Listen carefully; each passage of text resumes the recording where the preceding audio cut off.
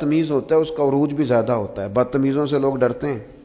بدتمیز جو ہوا لوگ اس سے ڈرتے ہیں, کہتے ہیں یہ کوئی ایسی بدتمیزی کر دے گا کہ بعد میں دقت ہوگی. وہ شریف آدمی اس سے جھجک رہا ہوتا ہے, وہ سمجھ رہا ہوتا ہے میں بڑی شے ہوں, تو کچھ بھی نہیں ہے بھائی, تو بدتمیز ہے. اور کچھ لوگ گاند سے اس لیے بچتے ہیں کہ اس میں روڑا پھینکا تو چھینٹے پڑیں گے, پھر کپڑے بدلنے پڑیں گے, نہانا پڑے گا, اس لیے لوگ بچ کے گزرتے ہیں. اور تیرا خیال ہے کہ تجھ سے بڑا لوگ ڈرتے ہیں. تو اپنی زندگی میں وزاداری, شرم و حیا. اب دیکھیے سیدہ عائشہ صدیقہ رضی اللہ تعالیٰ عنہ ارشاد فرماتی ہیں نبی پاک علیہ السلام عرب کی کنواری لڑکیوں سے بھی زیادہ حیا والے تھے, شرمیلے تھے. حضور علیہ الصلوۃ والسلام فٹافٹ بے باک ہو کر کسی سے کوئی بات نہ کرتے.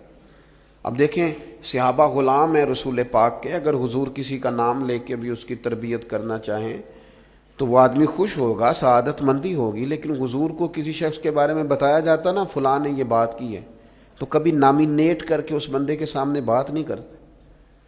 یہ وزاداری والا معاملہ ہے. تو محبوب کیا فرماتے, حضور فرماتے لوگوں کو کیا ہو گیا ہے, اب انہوں نے اس طرح کرنا شروع کر دیا. وہ ایک کی بات ہوتی سب کو سمجھ آ جاتی اور اس کی بھی ساتھ لگتے اصلاح ہو جاتی.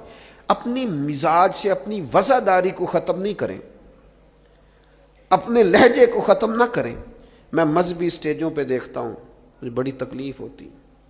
جو فلانی چیز نہ مانے وہ حلالی نہیں, جو فلانی بات کا جواب نہ دے باپ کا ہی نہیں. یہ آپ کا سٹائل ہے؟ یہ دیندار لوگ اس طرح بات کرتے ہیں؟ یہ آپ ڈگریاں جاری کر رہے ہیں؟ کیا رسول پاک علیہ السلام کا انداز تبلیغ معاذ اللہ یہ تھا؟ میں کیا کروں, صرف میں دینی لوگوں کی بات نہیں کر رہا.